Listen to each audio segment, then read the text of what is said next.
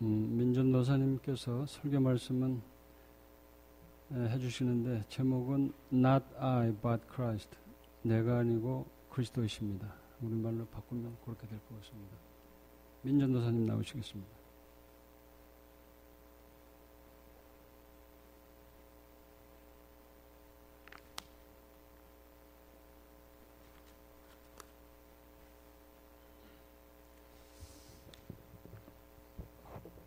주일 오후 예배에 오신 여러분을 주님의 이름으로 환영하고 축복합니다. 잠시 기도하시겠습니다. 하나님, 이 시간 저희가 직원 헌신 예배로 모였습니다. 이 예배 가운데 함께 하시고 말씀 가운데 저희에게 감동을 주시고 행할 수 있는 결단력을 허락하여 주셔서 이 시간 오직 말씀에만 초점을 두기 원합니다. 하나님께서 늘 주장하여 주실 것을 믿고 사랑이 많으신 예수 그리스도 이름으로 기도드립니다. 아멘. 아주 아름다운 목소리로 성경 봉독을 해주셨는데 다 같이 성경을 한번 다시 한번 펴보시기 바랍니다. 사도행전 1장 6절에서 9절까지 말씀인데 다는 말고요. 한 목소리로 8절만 저희가 함께 읽기 원합니다. 다 찾으셨습니까? 사도행전 1장 8절 한 목소리로 읽겠습니다. 시작. 오직 성령이 너에게 임하시면 너희가 권능을 받고 예루살렘과 온 유대와 사마리아와 땅끝까지 이르러 내 증인이 되리라 하시니라. 아멘. 한 번만 더 읽을까요? 한 번만 더 읽겠습니다. 8절 말씀입니다. 시작. 오직 성령이 너희에게 임하시면 너희가 권능을 받고 예루살렘과 온 유대와 사마리아와 땅끝까지 이르러 내 증인이 되리라 하시니라. 아멘. 제가 볼 때 요즘 시대에는 성공이라는 주제에 굉장히 관심이 많은 것 같습니다. 그리고 이 성공이라는 단어는 소위 리더십과 함께 자주 사용되는 경우를 제가 바라보게 됩니다. 그래서 제가 설교를 준비하면서 이 성공이라는 주제가 사용된 책들을 한번 찾아봤습니다. 앞에서 언급했듯이 성공이라는 이 주제는 리더십과 함께 사용된 경우가 굉장히 많아서 얼마나 많은 성공의 주제를 가지고 책들이 출판되었는지, 또한 성공과 이 리더십이 포함되어서 얼마나 많은 책들이 출판되었는지 제가 한번 조사해 봤습니다. 몇 건이나 검색되는지 아십니까, 여러분? 아주 많습니다. 예. 제가 인터넷으로 검색해 봤는데 구글에서 검색해 본 결과 27페이지가 나가고 있어요. 그러니까 한 페이지에 한 20개씩, 20권씩 있으니까 27페이지면 뭐 말할 수 없을 정도죠. 근데 내용까지 분류해 보면 상당할 겁니다. 굉장히 많은 성공의 주제를 책에서 다루고 있습니다. 그만큼 이 시대는 성공이라는 이 주제를 굉장히 관심 있어 하는 것 같습니다. 또한 리더십도 마찬가지인데요. 우리가 잘 알고 있는 스티븐 코비 박사의 성공하는 사람들의 7가지 습관, 한 번쯤은 들어보셨을 겁니다. 그 책부터 시작해서 정말 수많은 책들이 출판되었습니다. 이 중에서는 제가 읽어본 책을 중심으로 봤을 때 삶에 굉장히 유익한 내용이 담겨져 있는 책도 있는 반면 그냥 성공이라는 그 초점에 맞춰서 이렇게 하면 성공할 수 있다. 모든 사람들이 다 성공할 수 있다. 라고 매뉴얼화가 되어 있는 책들이 굉장히 많았어요. 생각보다. 하나의 공식처럼 여러분도 이렇게 하면 주식에서 대박 날 수 있다. 뭐 여러분도 이렇게 하면 성공할 수 있다. 뭐 이런 식으로 어떻게 하면 어떻게 할 수 있다. 라는 이런 공식의 책들이 굉장히 많았습니다. 뭐 마케팅의 전략일 수도 있고요. 아니면 이 세대가 뭐 추구하는 방향성일 수도 있겠지만 그런 모습을 보면서 우리의 현실의 모습을 한번 생각해 보는 경우가 되었습니다. 여러분 중에서도 아마 성공을 꿈꾸고 계신 분들이 많이 계실 겁니다. 이 성공이라는 이 단어는 긍정적인 의미를 담고 있는 단어입니다.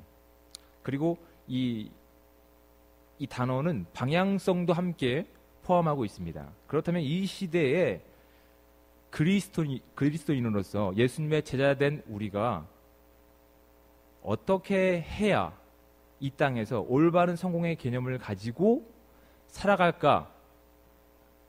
이것이 우리에게 주어진 과제 같습니다. 그리고 이 질문에 답을 할 수 있어야지 직원 헌신 예배로 여러분이 헌신을 다짐하러 모인 이 자리에서 우리가 제일 기본적인 이 개념, 이 원리를 올바로 알지 못하고서는 세상 사람들과 난 크리스찬과 구별을 할 수 없을 것 같아서 저는 여러분과 함께 오늘 본문을 내용을 통해서 성경이 말하고 있는 올바른 성공의 개념이 무엇인지 함께 나누고자 합니다. 아시다시피 사도행전 1장의 내용은 예수님께서 3년 반 동안의 공생의 삶을 마치시고 모든 세상 사람들 위해 죽으셨다가 부활하셨고 부활하신 후에 40일 동안 제자들과 함께 계시다가 마지막 말씀을 당부하시고 하늘로 올라가시는 모습이 사도행전 1장에 담겨 있습니다. 그리고 여러분이 오늘 읽은 9절까지의 말씀은 딱 그까지입니다. 승천하시는 모습. 예수님께서 이 땅에 오셔서 할 일을 다 끝마치시고 올라가시기 전에 바로 하신 말씀. 이 사도행전 1장에 나와 있는 9절까지의 내용입니다. 사복음서 마태마가 누가 요한 마태마가 누가까지도 예수님의 이 승천하는 모습을 언급하고 있습니다. 이 사건이 사실이었음에도 사실인 것을 증명하면서도 이 사건이 우리에게 굉장히 중요함을 알게 하기 위해서 이 많은 성경의 책들은 이 사건을 기록하고 있는 것입니다. 이 중요한 순간, 이제 제자들을 떠나서 영원히 하나님의 보좌 우편에서 우리가 가할 천국을 예배하러 가시는 이 헤어짐의 순간, 정말 이 마지막인 순간, 우리의 인생으로 비교하면 삶을 마지막 시간에 사랑하는 가족과 사람들에게 유언하는 그런 모습과 너무나 흡사한 모습이 오늘 본문이 우리에게 보여주고 있습니다. 이 중요한 순간에 제자들이 가장 궁금했던 질문은 이렇게 말했습니다. 6절 말씀입니다. 그들이 모였을 때 예수께 여쭈어 이르되 주께서 이스라엘 나라를 회복하심이 이때입니까? 지금 이 순간입니까? 예수님이 가신 후 우리가 기다리고 고대하였던 그 이스라엘 나라의 회복의 순간이 지금입니까? 라는 질문을 예수님께 드리고 있습니다. 황당하지요. 조금 뭐가 본문을 자세히 보시면 이제 영영이 예수님과는 이별하는 마당에 제자들과 그 예수님을 따르던 무리들은 이러한 질문을 합니다. 그만큼 그들의 삶에서는 이 질문이 굉장히 급박하고 긴급했던 질문이었던 것 같습니다. 그 이유를 알기 위해서는 그 배경을 미리 알고 있어야 되는데, 예수님께서 이 땅에 온 인류를 구원하시기 위해서 오셨었습니다. 온 이스라엘 민족이 그 예수님을 손꼽아 기다렸습니다. 다시 오실 메시아. 그런데 그 메시아, 구원자로서의 예수님을 기대하던 그 정치적, 사회적 상황은 로마의 지배하에 있었어요. 그래서 그들이 자유롭게 하나님을 예배하지 못하고 부름 받은 민족으로서의 자긍심이 실추될 만큼 하나님의 백성인데, 하나님의 선택된 민족인데 다른 나라의 종으로 살고 있는 모습이 그들에게는 참 서글픈 현실이었고 제1순위였습니다. 그리고 구약에서 말씀하고 있는 모든 언약의 내용들이 이제 한 사람이 와서 너희들을 구원할 것이다 라는 이 언약을 믿고 있었기 때문에 그들은 누군가 한 사람이 이 땅에 와서 로마의 압제와 그 다음에 이 정치적인 속박에서 구원해줄 누군가를 기다리고 있었습니다. 소위 말해서 정치적인 메시아나 정치적인 구원자나 아니면 행정가쯤을 기대하고 있었던 거죠. 하지만 예수님께서 이 땅에 오신 목적과 비교해보면 그들이 가지고 있는 메시아 사상은 정말 다른 것이었어요. 이스라엘 민족은 이 땅에서, 이 현실의 로마의 압박에서 자신들을 구해줄 구원자를 기다렸고, 예수님은 예루살렘 이스라엘 민족뿐만 아닌 온 인류의 메시아로서 영원한 생명을 주시기 위해서, 영원한 하나님과의 관계를 회복시키기 위해서 이 땅에 오셨습니다. 전혀 다른 컨셉으로 다가왔어요. 하지만 하나의 같은 단어, 메시아로 이 땅에 오셨습니다. 그래서 예수님이 떠나가시려고 하자 이 제자들은 예수님께 그렇게 간절하게 긴급하게 질문합니다. 주께서 이스라엘 나라를 회복하심이 이때입니까? 이 순간입니까? 우리가 드디어 로마의 압박에서 벗어날 수 있습니까? 그런데 그런 예수님께서는 정치적인 성공을 그들에게 선물하지 않았고, 경제적인 성공 아니면 그들이 기대했던 그런 메시아의 성취의 모습을 보여주진 않으셨어요. 오히려 그 능력 있으신 분이 죽으셨습니다. 기대를 완전히 벗어난 예수님께서 행동을 예수님께서 하셨어요. 예수님이 돌아가시고 다시 부활하시겠다고 약속하셨음에도 불구하고 제자들은 굉장히 고민했습니다. 그 기간 동안. 우리가 기대했던 메시아가 죽었다. 우리의 앞날은 어떻게 될 것인가. 그리고 약속하신 대로 3일 후에 다시 살아나셨습니다. 하지만 이들의 영적인 눈이 떠지지 않았기 때문에 이들은 여전히 예수님에게 현실에서의 자유, 현실에서의 구원, 현실에서의 어떤 승리를 요구하고 있었던 것입니다. 이렇게 미스커뮤니케이션이 예수님과 제자들의 관계에서는 계속해서 일어나고 있었어요. 그래서 마지막 때에도 예수님이 승천하시기 전에도 이들은 예수님께 그렇게 간급하게 간구합니다. 이런 질문을. 그때가 이때입니까? 하지만 예수님께서는 그들에게 말씀하신 것은 성령이 너에게 임할 때를 기다리라. 그리고 오직 성령이 너에게 임하시면 너희가 권능을 받고 예루살렘과 온 유대와 사마리아 땅끝까지 이르러 내 증인이 되리라라고 새로운 명령을, 새로운 비전을 주시고 가버리셨습니다.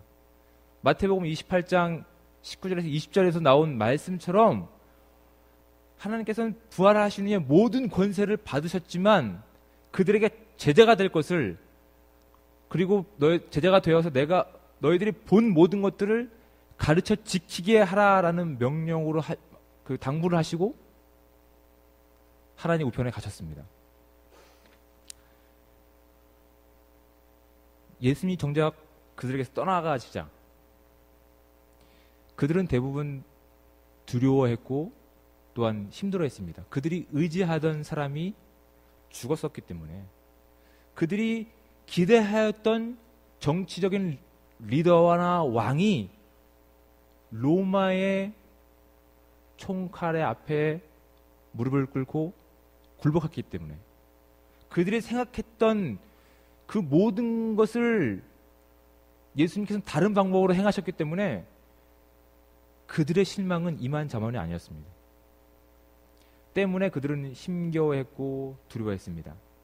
그리고 부활하시고 40일 동안 함께 하신 후에 지금은 또 어디론가 가신다고 합니다. 그들은 다시 두려워집니다. 그래서 이렇게 질문했던 것입니다. 이스라엘의 회복의 때가 지금입니까? 예수님께서 생각하신 왕국, 국가는 이스라엘 민족이 생각하는 그런 세상적인 나라가 아니었습니다. 이런 가치관의 차이가 이들 삶 속에서 존재하고 있었습니다. 그리고 마지막 순간에 그때는 신경 쓰지 말고 예수님께서는 너희는 내 제자가 되라고 당부하신 후에 하늘나라로 가셨습니다. 예수님께서는 이전에도 몇 번이나 제자들을 통해서 너희는 앞으로 사람을 낚는 제자가 되라, 내 증인이 되라 라고 말씀해 주셨습니다. 예수님께서는 계속해서 올바른 민족관, 구원관을 선포해 주셨는데 이스라엘 민족들은 영적으로 깨어있지 않았기 때문에 여전히 그들이 생각하는, 그들이 바라는 구원자를 생각하고 있었습니다. 이것이 오늘날 우리들의 모습일 수도 있어요. 오늘날 우리도 예수 그리스도를 나의 구원자로 믿고 있습니다. 죄송합니다. 여러분 믿으십니까? 예수님께서 여러분을 위해서 이 땅에 오셨고 죽으셨다가 부활하신 사건을 믿으십니까? 믿으시면 여러분도 예수님의 제자입니다. 그렇죠? 여러분도 사람을 낚는 사명을 갖게 되었습니다. 믿으십니까? 우리가 예수님의 제자가 되었다면, 예수 그리스도를 닮아가는 사람들, 크리스찬이 되었다면 우리가 생각하는 이 땅에서의 인생의 성공, 이거를 한 번쯤 우리가 대생각해 보아야 할 시기인 것 같습니다. 예수님께서 생각하시는 인생의 성공의 차이를 우리가 배워야 할 시기인 것 같습니다. 저도 이러한 경험을 했기 때문에 여러분께 그걸 좀 나누고자 합니다. 여러분, 선구, 기국, 기의가 뭔지 아십니까? 선구, 기국, 기의. 굉장히 어려운 제가 말씀을 드렸습니다. 저희 집 가훈입니다. 저희 집 가훈입니다. 제 기억으로는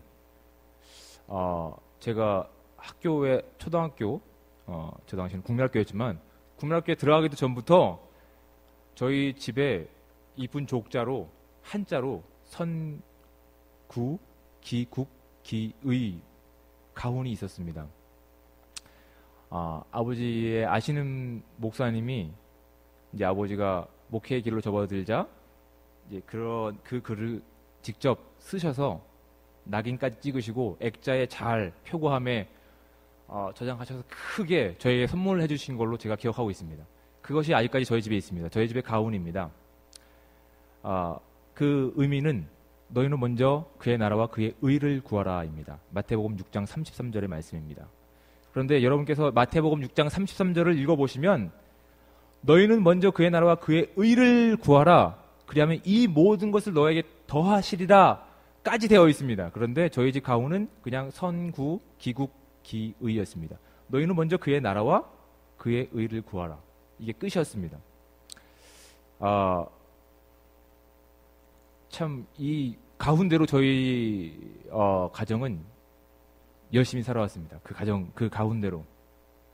제 기억으로는 아버지는 이 복음을 늦게 받아들이셨고 그 복음이 너무나 뜨거운 열정으로 아버지를 목회의 길로 이끄셨기 때문에 대부분 복음이 잘 미치지 못하는 변방 쪽으로 도셨어요, 목회를. 그래서 DMZ라고 그 한국의 이제 휴전선 안에 있는 뭐 그런 데 가서 목회하셨어요. 사람도 별로 없고 교회도 많지 않은 곳에 가셔서 목회를 하셨습니다. 뭐 저는 자녀니까 당연히 따라가야죠. 따라가는데 뭐 워낙 거의 뭐 형편들이 좋지 않지 않습니까? 뭐 휴전선 밑에 뭐가 좋겠어요. 저는 고무신 신고 살았습니다. 제 나이에 고무신 신고 초등학교 때까지 살았습니다. 그 당시 고무신은 저에게 모든 꿈의 아이템이었습니다. 고무신이 물속에 들어가면 잠수함이 되고요. 고무신이 흙 속을 지나가면 탱크가 됩니다. 고무신이 하늘을 날아가면 비행기가 됩니다. 고무신은 저에게 완벽한 장난감이었을 뿐만 아니라 완벽한 신발이었습니다. 전천후였습니다. 물속에 들어가도 끄떡없고요. 뻘을 달려도 끄떡이 없습니다. 그런 고무신 세대입니다, 제가. 고무신 신고 살았으니 뭐 변변하긴 음식이 있었겠습니까? 저희 집은 그 강원도에서 뭐 혹시 뭐 감자밥 해가지고 밥그릇에 감자 하나 큰 게 들어가 있고 밥풀 붙어 있는 거 뭐 그렇게 말씀하시는데 저는 그런 밥은 안 먹어봤어요. 근데 무밥이라고 무채밥이라고 무를 채 썰어가지고 밥하고 같이 밥을 합니다. 그 밥은 별로 없고 이제 무채만 많이 있는 밥을 주식으로 먹었습니다. 쌀이 있었거든요. 근데 쌀을 손님 접대용, 목회자 접대용으로 항상 비축하고 있었기 때문에. 왜냐하면 선구, 기국, 기의. 먼저 그의 나라와 그의 의를 구하라는 그 확고한 가훈 때문에 저는 무채밥을 주시고 먹었습니다. 그래서 아직도 제가 제일 좋아하는 음식은 흰쌀밥입니다. 그냥 쌀밥, 흰쌀밥. 그것만 있으면 저는 행복합니다. 근데 제가 뭐 가난했다고 해서 제가 불행한 과거를 말씀드리는 게 아니에요. 저는 행복했어요. 비록 그때의 어린 시절이 그렇게 많이 부유하지 못했지만 부유하지 못했다고 해서 불행하지는 않았어요. 저의 과거는 저의 유년 시절은 굉장히 행복했습니다. 밥을 많이 먹지 못하더라도 행복했습니다. 뭐 별로 기대치가 없었기 때문에 그런 것 같아요. 어릴 때부터 뭘 먹어야 되겠다라는 것도 없었고 뭘 나의 키가 어디 있어요. 그때는 고무신 하나 하면 됐죠. 그런 기대치가 없었으니까 아마 뭐 그렇게 뭐 불행하지 않았던 것 같아요. 저는 굉장히 제 과거를 생각해보면 굉장히 행복했어요. 그런데 문제는 도시로 나오고부터의 문제가 시작되는 거예요. 도시로 나오니까 눈에 보이는 게 너무 많더라고요. 비교할 만한 것들이 너무 많은 거예요. 저는 고무신을 신고 살았는데 애들은 뭐 나이키를 신고 다니고 그러더라고요. 저희 동네에서는 우체국장 딸만 운동화를 신고 있었거든요. 그래서 뭐 비교할 대상이 없었어요. 근데 도시에 나오니까 다 운동화 신고 있는 거예요. 저만 고무신 신고 있었어요. 근데 아버지는 항상 가훈대로 그의 나라와 그의 의를 구했기 때문에 저희한테는 잘 투자를 안 하셨습니다. 한 번은 어떤 일이 있었냐면 신발이 떨어졌어요. 바닥이 구멍이 다 나서 그걸 신고 도저히 그 학창 시절에 창피해서 학교로 못 갈 정도였어요. 신발 좀 사달라고 그랬는데 그의 나라와 그의 의를 구해야 된다고 저한테 투자를 안 하셨어요. 그래서 신발이 없으니까 맨발로 갈 수는 없고 아버지 구두를 신고 갔습니다. 고등학생이 아버지 그때 중학생이었습니다. 중학교 3학년 때인 것 같아요. 아버지 구두를 신고 학교 갔더니 교문에서 선생님이 잡아요. 중학생이 구두 신고 다닌다고. 엄청 맞았어요. 근데 이걸 설명해드리고 싶어도 믿지 않을 것 같아서 그냥 맞았습니다.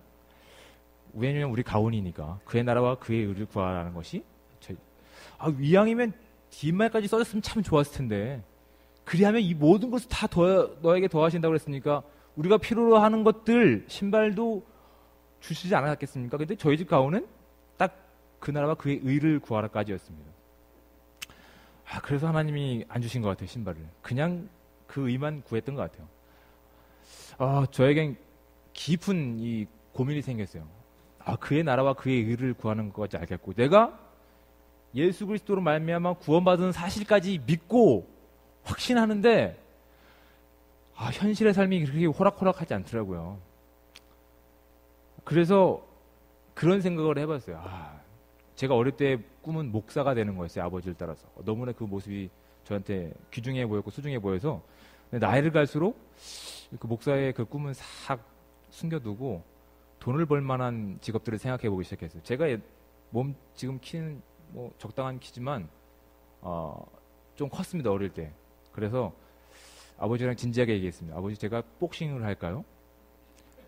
그 당시 복싱이 좀 80년대면 굉장히 돈을 잘 버는 직종 중에 하나였거든요. 그래서 아버지 제가 복싱을 시작해 볼까요? 듣더니 괜찮은 생각 같다고 한번 해보라고 그렇게 말씀하시더라고요. 근데 복싱은 아무래도 조금 투박하고 별로 좋은 직종 같지는 않아서 여러 가지 또 제가 가지고 있는 달란트를 생각해 봤어요. 내가 뭐 어떤 달란트를 가지고 있나 그걸로 좀 열심히 좀 돈을 벌어서 나도 좀 그 모든 것들을 좀 체험받고 싶다라는 생각이 들어서 이리저리 방황한 시절이 있었어요. 중고등학교 때.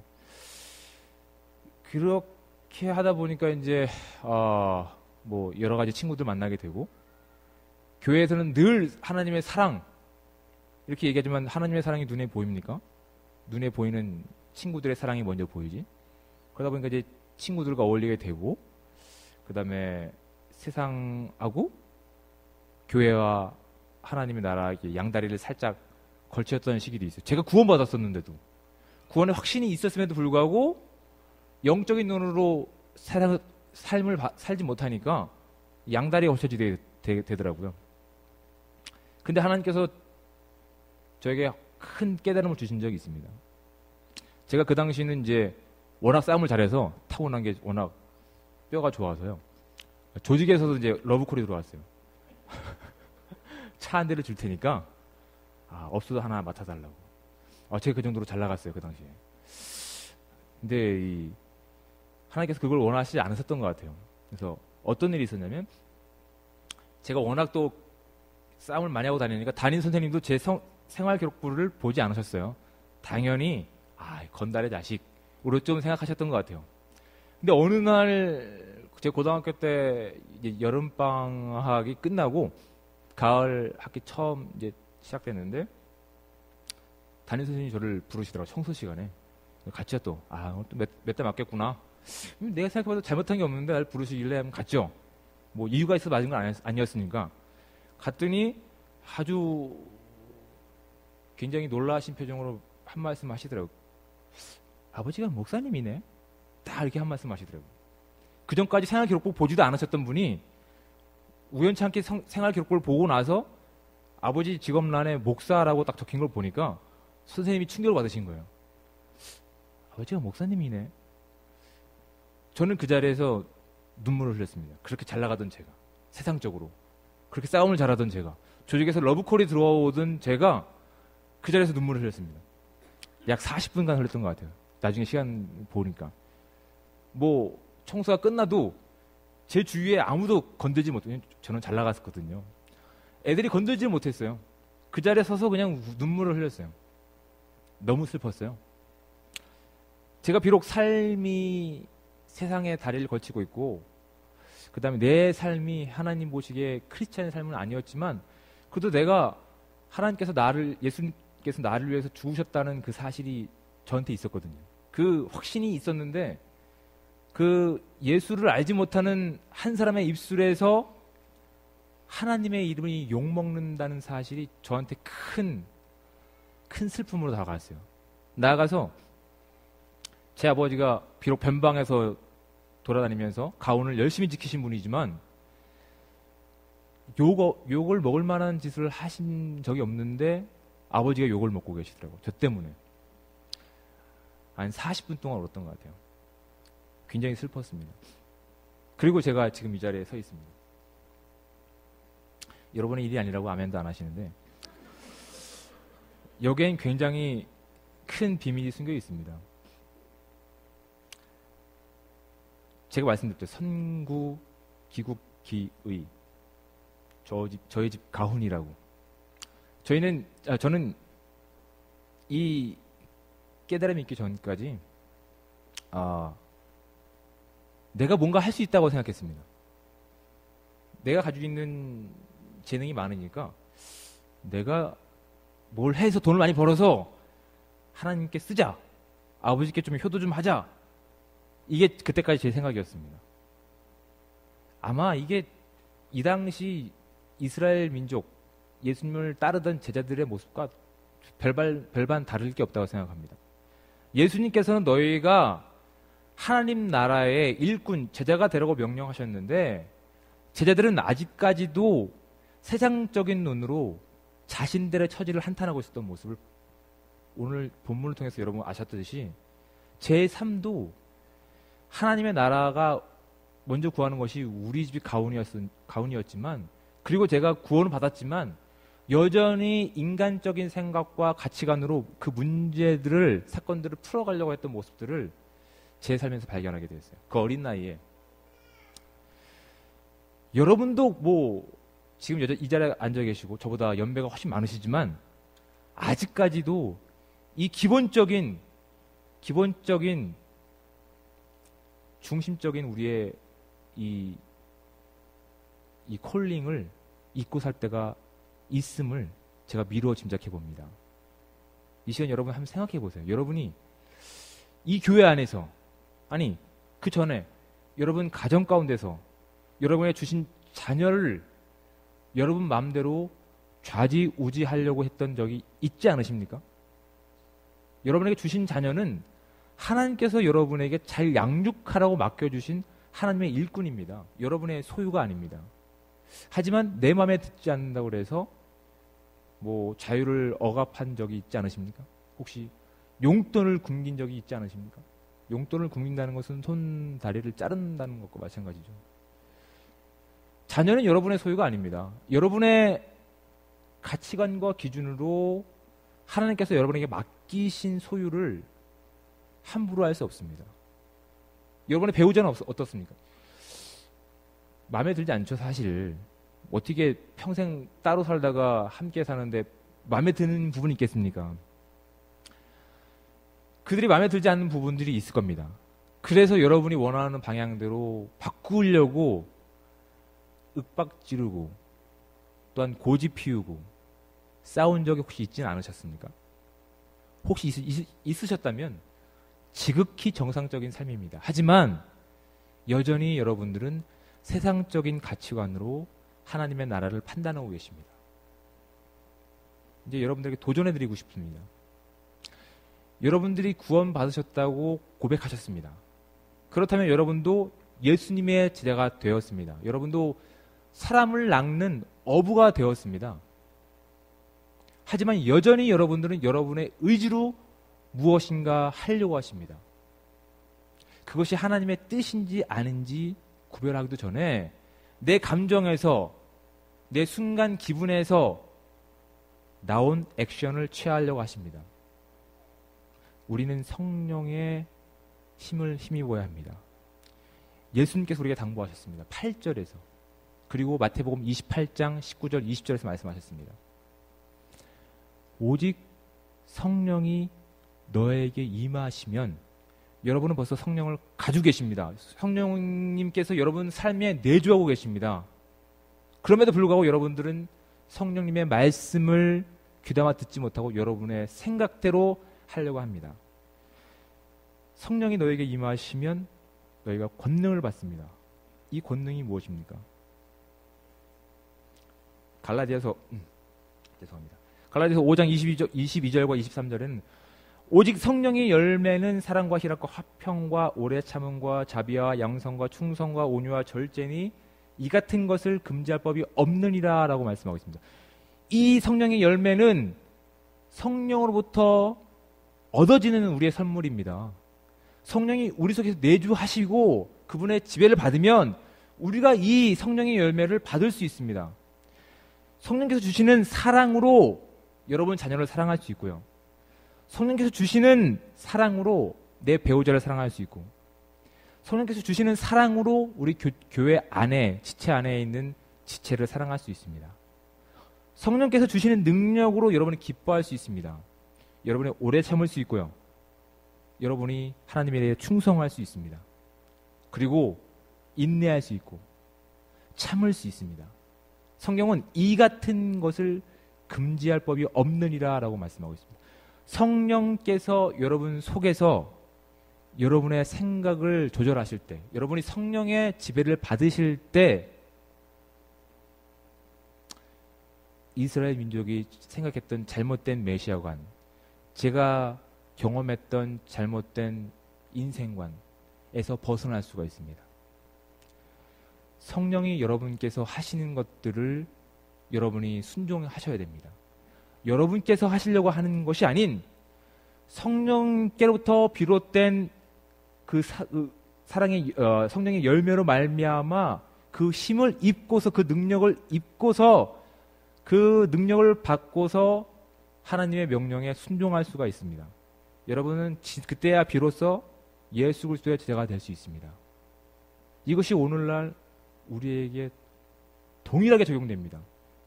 여러분들은 교회 직원입니다. 교회 직원 이전에 하나님의 은혜로 구원받은 존재들이고 또한 예수 그리스도를 닮아가려고 하는 크리스찬들입니다. 그 말은 예수님의 제자가 되었다는 것입니다. 예수님의 제자가 되었다면 여러분 삶에서 여러분 가치관으로 판단하고 주장하는 삶이 아닌 여러분 삶 속에서 역사하시고 감동을 주시는 성령의 능력과 힘으로 내 자녀를, 내 배우자를 사랑할 수 있어야 됩니다. 내 자녀를, 내 배우자를, 교회 멤버들을 보고 기뻐할 수 있어야 합니다. 그들을 보고 마음의 평안을 얻을 수 있어야 됩니다. 그러기 위해서는 우리가 그들을 먼저 이해해야 합니다.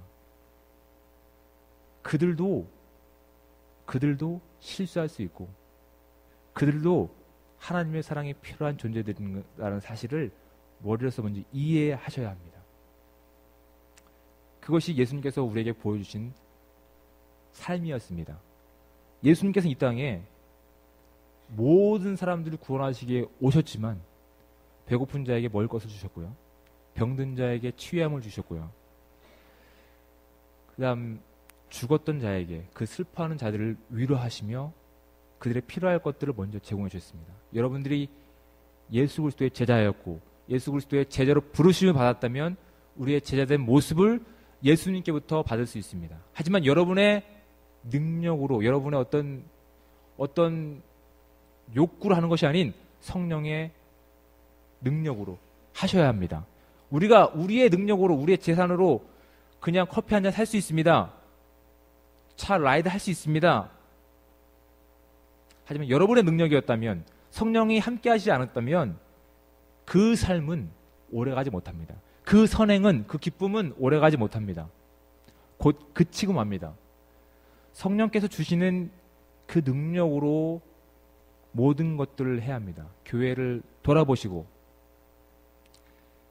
교회 각 지체들에게 성령께로부터 받은 그 능력으로 이해하시고 또 마음으로 사랑하시고 필요한 것들을 채워주십시오. 그것이 예수 그리스도께서 마지막 때의 유언처럼 그의 제자들 우리에게 하신 마지막 명령이었습니다. 마태복음 1장 8절은 오직 성령이 너에게 임하시면 너희가 권능을 받고 예루살렘과 가정부터 시작됩니다. 온 유대와 사마리아와 땅끝까지 이르러 내 증인이 되리라 하시니라. 여기서 사용된 증인이란 말은 삶에서 보여주는 것입니다. 본 것을 그대로 증언하는 것, 그대로 살아가는 삶을 말합니다.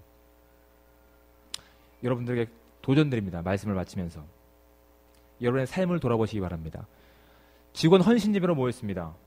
우리가 가장 먼저 생각해야 될 것은 우리가 예수님께로부터 받은 그 은혜입니다. 그 다음에 그 은혜를 여러분의 삶 속에서 제자된 여러분의 삶 속에서 그대로 흘려보낼 수 있는 예수 그리스도를 닮아가는 크리스찬들이 되어야 합니다. 그것이 직원이라는 이름 이전에 우리가 먼저 누려야 될 영적인 자유입니다. 어떠한 삶을 사시겠습니까? 육적인 삶입니까? 영적인 삶입니까? 여러분 삶 가운데 성령의 능력을 힘입고서 살아가십시오. 하나님께서는 할 수 있습니다. 나는 할 수 없지만, 나는 제한적이지만, 나는 능력이 그렇게 충분하지 못하지만 예수 그리스도께서는 하실 수 있습니다. 믿으십니까? 여러분의 삶 가운데 성령의 충만함으로 가득한 삶이 되시기를 이 시간 주님의 이름으로 권면드립니다. 기도하시겠습니다. 하나님 감사합니다. 우리의 삶 가운데 간섭하시고 우리를 자녀 삼아주심에 감사드립니다. 우리가 오늘 말씀을 돌이키면서